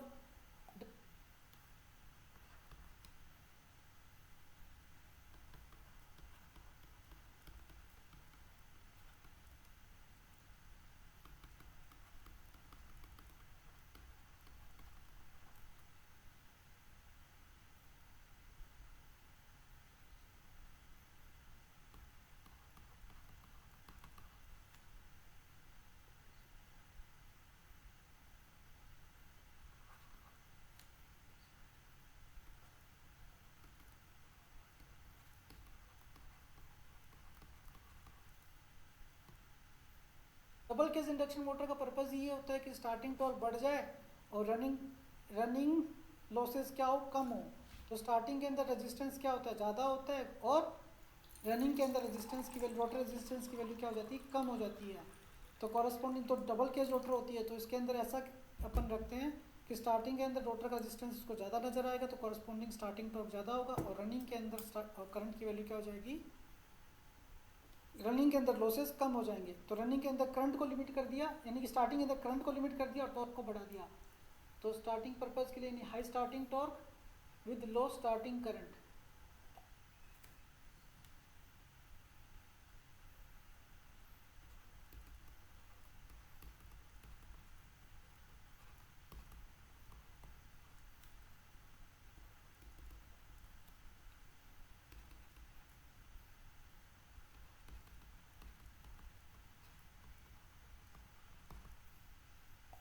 क्योंकि रोटर रेजिस्टेंस बढ़ जाएगा, rotor resistance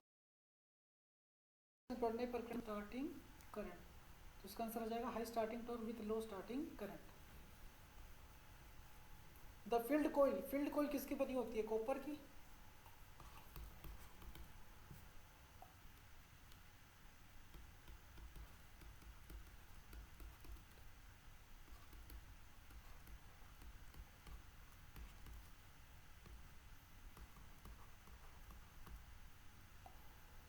for a push pull converter the filter capacitor can be obtained by, तो इसका आपका आंसर हो जाएगा 1 minus 2D into V upon 32 VR VF का whole square.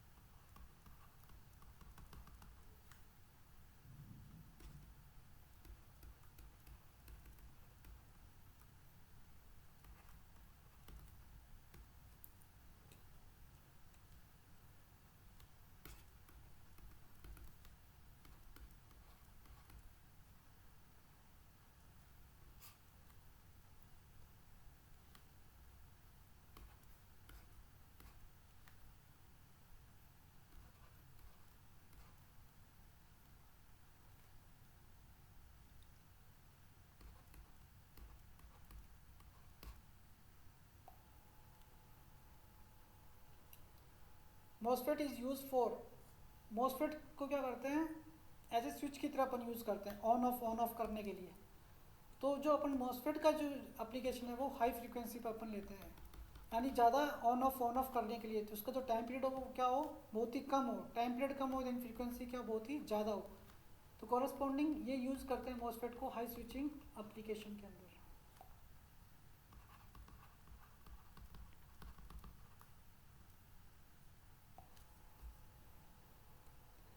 Which among the following indicates early effect in VGT? Early effect का मतलब base का narrow हो जाना। बेस का नैरो कैसे हो जाना, डिप्लीशन लेयर बढ़ जाना। डिप्लीशन लेयर कैसे बढ़ेगी, जब फंक्शन कैसा होगा, यानी आप आउटपुट जो जंक्शन होगा, आउटपुट जहाँ से अपन लेते हैं तो वो कैसा हो जाए, NPN ट्रांजिस्टर ले लो तो उसमें क्या होगा, आउटपुट जो रिवर्स बायस में है तो डिप्लीशन लेयर क्या हो जाएगी, बढ़ जाएगी। डिप्लीशन लेयर बढ़ेगी तो आपका जो बेस होगा वो नैरो हो जाएगा, तो उसी इफेक्ट को अपन क्या बोलते हैं, अर्ली इफेक्ट। तो इसका मतलब बेस का नैरो हो जाना, तो टर्मिनल ब्रेकडाउन नहीं होगा, ओनांचे ब्रेकडाउन नहीं होगा, तो ये फिनोमेना कौन सा हो जाएगा, वो क्या करेगा, बेस को नैरो कर देगा। इन 3 phase semi converter firing angle less, वो फ्री व्हीलिंग डायोड के थ्रू कंडक्ट करता पाथ से, लेकिन इसमें जो फायरिंग एंगल है वो लेस देन 60 डिग्री है, तो उस समय में क्या होगा, आपका फ्री व्हीलिंग डायोड क्या होता है, वो काम ही नहीं करता, यानी जब लेस देन 60 है तो वो 6 पल्स कन्वर्टर की तरह काम करता है। यदि लेस देन आपका 60 डिग्री एंगल लेते हैं फायरिंग एंगल, तो आपका सेमी कन्वर्टर 6 पल्स की तरह काम करता है, 6 पल्स कन्वर्टर की तरह। लेकिन जब बढ़ा देते हैं तब वो काम करता है 3 पल्स कन्वर्टर की तरह। तो लेस देन 60 दे रखा है तो इसको अपन बोल सकते हैं फुल वेव कन्वर्टर भी बोल सकते हैं। लेस देन 60 डिग्री है तो आपका फ्री व्हीलिंग डायोड आपका कंडक्ट करेगा नहीं, यानी 0 डिग्री। 6 पल्स मान लो, मतलब क्या हो जाएंगे सारे के ये 1 3 5 2 4 6 सारे के सारे डायोड क्या करें, सारे के सारे SCR कंडक्ट करेंगे, उसमें कोई जरूरत ही नहीं है फ्री व्हीलिंग डायोड से उसको कंडक्ट करने की, क्योंकि लेस देन 60 डिग्री दे रखा है। If a copper conductor is moved across a magnetic field, if a copper conductor is moved across a magnetic field, a current will be induced in the wire, nothing will happen, the copper wire become magnetic, a voltage will be induced in the wire. अब ये copper wire magnetic field में क्या कर रहा है, move कर रहा है, तो कॉपर वायर जब मैग्नेटिक फील्ड में मूव करेगा तो क्या होगा, मूव कर रहा है तो उसको फ्लक्स कैसा नजर आएगा, वेरी नजर आएगा। जब फ्लक्स वेरी नजर आएगा तो क्या होगा, d∅/dt v is equal to d∅, तो उसमें क्या होगा, EMF इंड्यूस होगा। EMF इंड्यूस हो गया, अब EMF इंड्यूस होने के बाद उसमें करंट फ्लो करेगी। करंट फ्लो कब करेगी, जब सिस्टम कैसा होगा, क्लोज होगा, क्लोज होगा तो करंट फ्लो करेगी, क्लोज नहीं होगा तो करंट फ्लो नहीं करेगी। तो फर्स्ट फिनोमिना कौन सा हुआ है, EMF इंड्यूस होना। तो पहले तो क्या होगा, EMF इंड्यूस होगा, a current will be induce in the wire, तो करंट इंड्यूस नहीं होगी, nothing will happen, copper wire becomes मैग, तो voltage will be induce in the wire. तो क्या होगा, सबसे पहले क्या होगा, वोल्टेज इंड्यूस होगी, यदि वो क्लोज सर्किट है तो करंट इसके अंदर फ्लो करेगी। Which one of the following is the reciprocal of magnetic permeability, तो मैग्नेटिक परमिबिलिटी इसका जो रेसिप्रोकल होता है वो होता है रिलेक्टिविटी।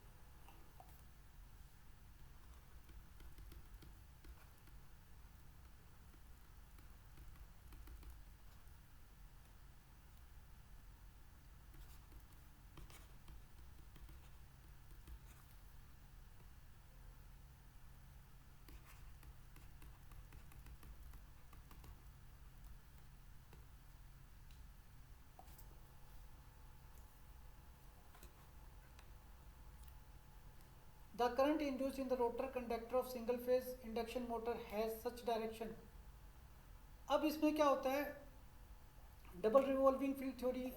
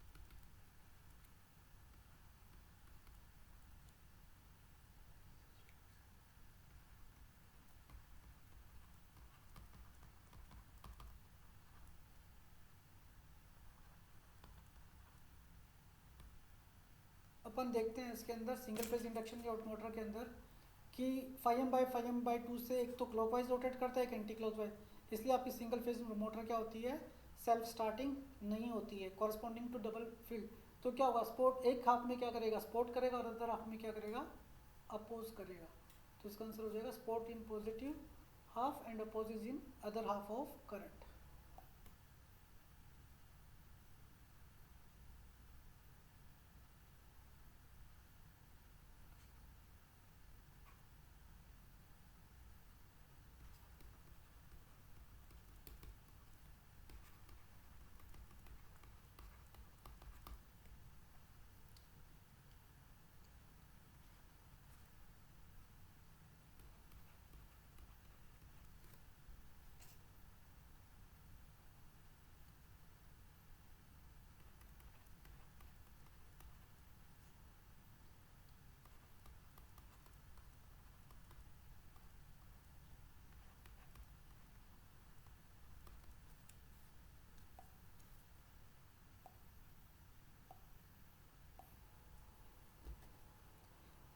इन super conductivity the electrical resistance of material become.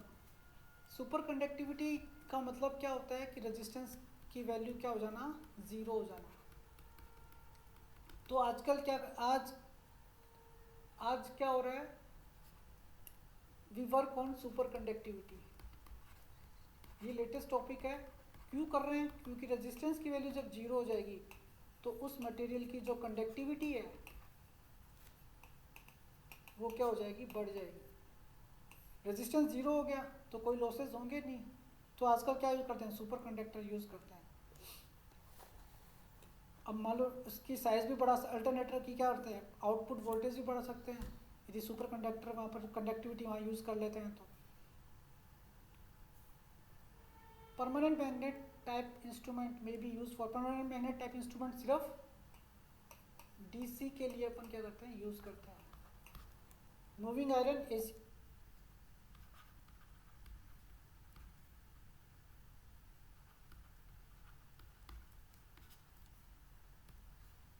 और डीसी दोनों के लिए।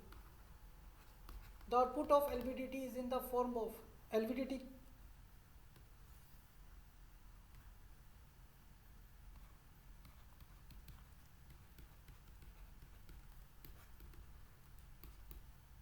क्या होती है, लीनियर वेरिएबल डिफरेंशियल ट्रांसफॉर्मर। तो ये ट्रांसड्यूसर है एक प्रकार का जो कि लीनियर डिस्प्लेसमेंट के मेजर के लिए काम आता है।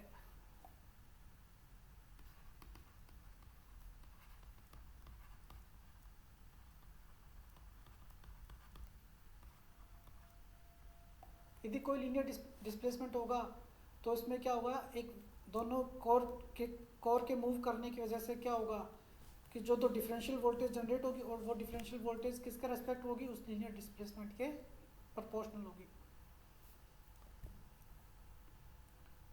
For accurate measurement of low DC voltage which device should be use.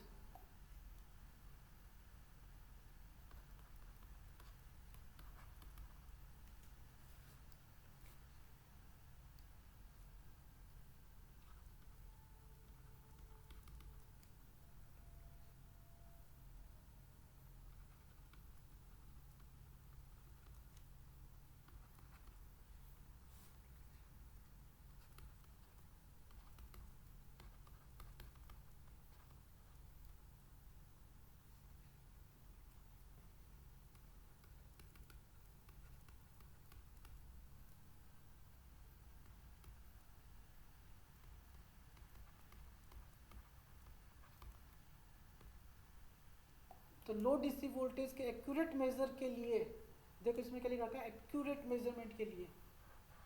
तो एक्यूरेट मेजरमेंट के लिए अपन यूज करते हैं डीसी पोटेंशियोमीटर।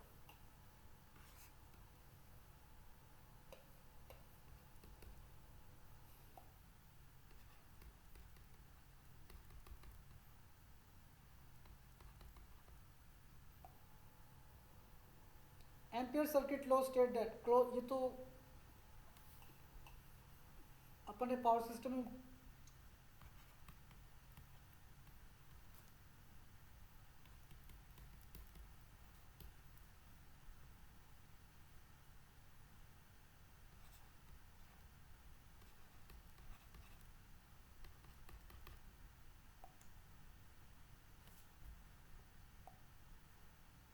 पढ़ा था। Line integral of magnetic field intensity that is equal to I enclosed. तो line integral of magnetic field intensity that is equal to I enclosed, जब अपन ने एल को डिराइव किया था उस समय ये अपन ने देखा था फॉर्मूला। तो क्या हो जाएगा, line integral of H dot D L that is equal to I enclose. वो कौन सा होता है, एम्पियर सर्किट लॉ। ये क्या है, क्लोज इंटरवल होना चाहिए, यहाँ क्लोज इंटरवल नहीं है। ये curl of magnetic field intensity, ये divergence of magnetic field intensity.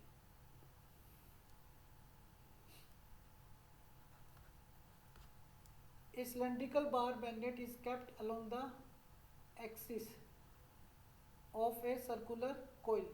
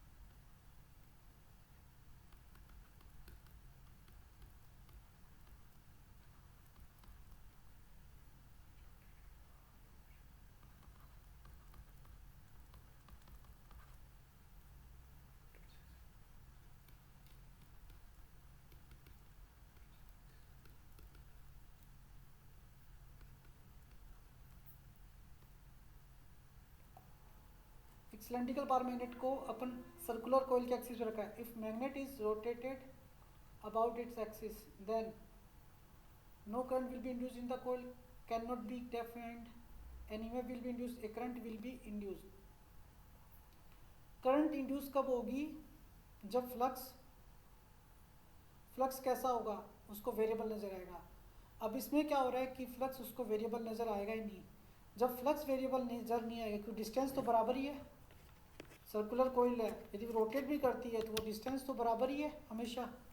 तो बराबर होगी तो क्या होगा, वहाँ पर फ्लक्स उसको कांस्टेंट नजर आएगा। फ्लक्स कांस्टेंट होगा तो कॉरस्पॉन्डिंग कोई भी ईएमएफ जनरेट नहीं होगा, ईएमएफ जनरेट नहीं होगा तो कोई भी करंट फ्लो नहीं करेगी। तो no current will be induced in the coil, तो कोइल में कोई भी करंट इंड्यूस्ड नहीं होगी।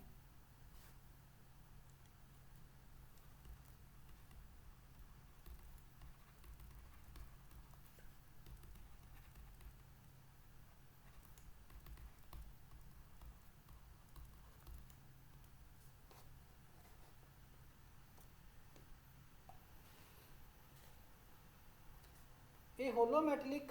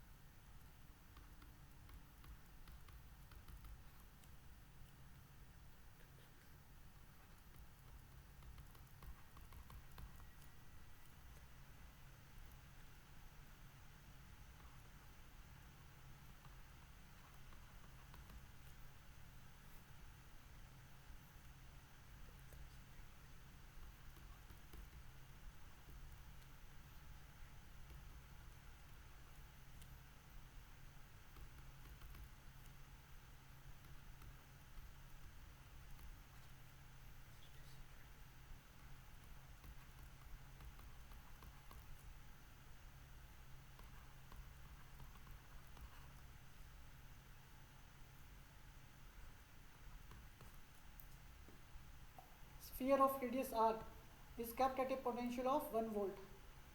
The total electric flux coming out of the concentric spherical surface of radius r is, तो एक स्फीयर दे रखा है जिसकी रेडियस कितनी है r, और आपको डिस्टेंस r जो कि ग्रेटर देन r पर है, उस पर electrical flux coming out, total electrical flux coming out of the concentric spherical surface. तो टोटल फ्लक्स क्या होता है, के क्यू बाई आर से निकाल सकते हैं, तो टोटल चार्ज निकाल लूँगा, तो चार्ज कितना इंक्लोज्ड है तो वहाँ से मैं निकाल लूँगा, तो चार्ज की वैल्यू निकाल लो। तो जो इसका जो वोल्टेज दे रखा है 1 वोल्ट दे रखा है, तो स्फेरिकल सरफेस के लिए वोल्टेज की वैल्यू क्या होती है, के क्यू अपॉन आर होती है। तो यहाँ से चार्ज की वोल्टेज क्या आ जाएगी, R V upon K, R voltage की वैल्यू 1, के की वैल्यू क्या होती है 1 अपॉन 4 पाई एप्सिलॉन नॉट। तो चार्ज इंक्लोज कितना आ गया 4 पाई एप्सिलॉन नॉट आर। तो total flux coming out that is proportional to Q, that is equal to 4 pi epsilon naught R. तो इसका आंसर क्या आ जाएगा 4 पाई एप्सिलॉन नॉट आर।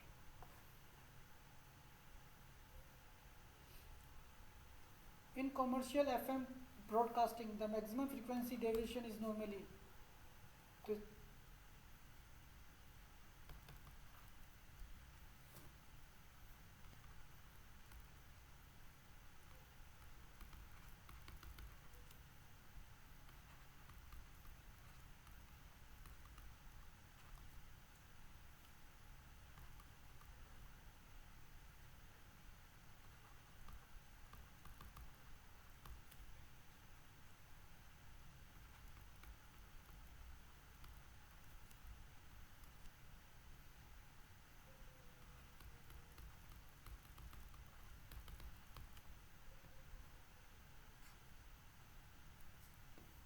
इसके अंदर आपका आंसर हो जाएगा 75 किलो हर्ट्ज। ये कम्युनिकेशन से रिलेटेड क्वेश्चन है।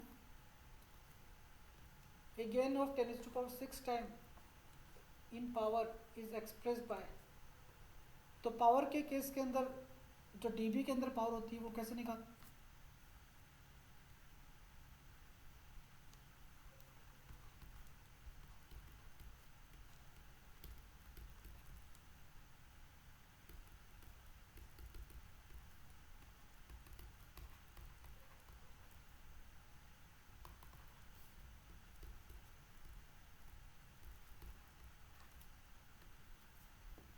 बोलते हैं 10 log 10⁶,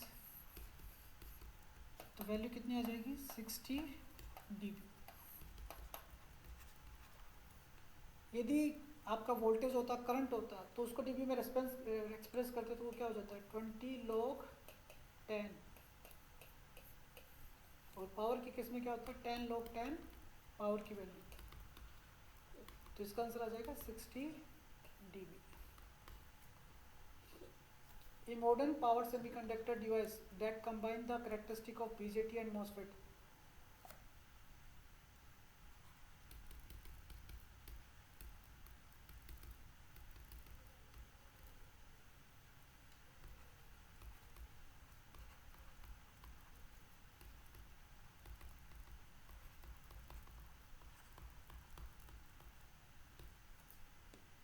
तो जिसमें दोनों कैरेक्टरिस्टिक होती है बीजेटी और मॉसफेट की, वो कौन सा डिवाइस होता है insulated gate bipolar transistor IGBT।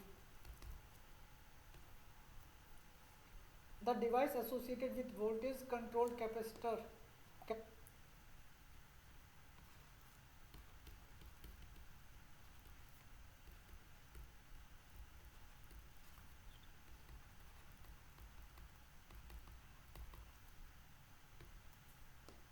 Capacitance is a, तो वो आपका कहलाता है वेरेक्टर डायोड। तो इसका आंसर आ जाएगा variable capacitor diode. Varactor diode मतलब variable capacitor diode. Feeder is design,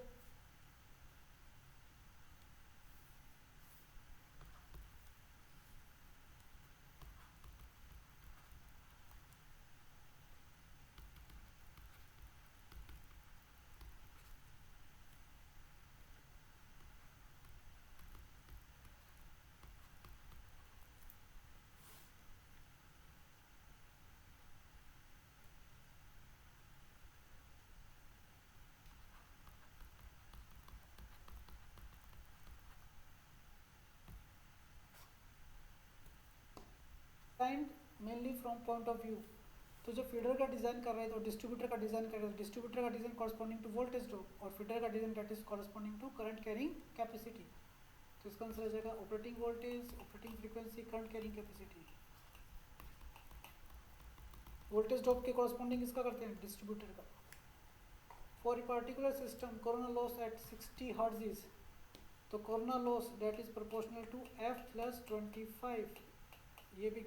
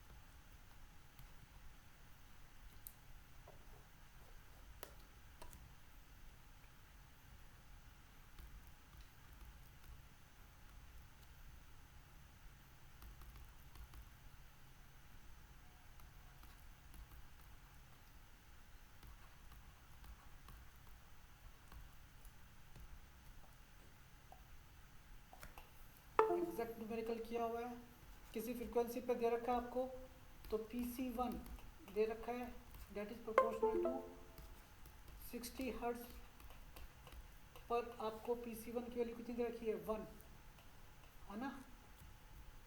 और पूछा कब है, PC2 पूछा है कितनी फ्रीक्वेंसी पर, 50 हर्ट्ज फ्रीक्वेंसी पर। तो PC1 की वैल्यू 1 है, तो PC1 upon PC2 date is equal to 60 plus 25 और 50 प्लस 25। यहाँ से PC2 की वैल्यू आ जाएगी, the value of corona losses PC2 date is equal to 50 plus ये कितना 75,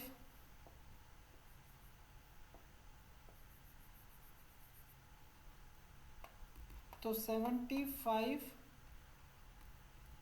PC1 की वैल्यू 1 अपॉन 85। तो यहाँ से क्या निकाल सकते हैं कोरोना लॉस, तो इसकी वैल्यू क्या रही है लेस देन 1, तो 0.88। Choose the correct schematic arrangement of nuclear power station. Turbine पहले नहीं आता, अल्टरनेटर पहले नहीं आता, पहले रिएक्टर आता है। तो यहाँ से देख लेंगे सबसे पहले आता है क्या है न्यूक्लियर रिएक्टर, तो आंसर यहाँ से ही आ रहा है अपना। स्टार्टिंग कहाँ से होता है, न्यूक्लियर रिएक्टर से होता है, फिर हीट एक्सचेंजर के पास जाती है, फिर स्टीम टरबाइन, फिर अल्टरनेटर। तो ये आंसर डायरेक्ट आ गया सी।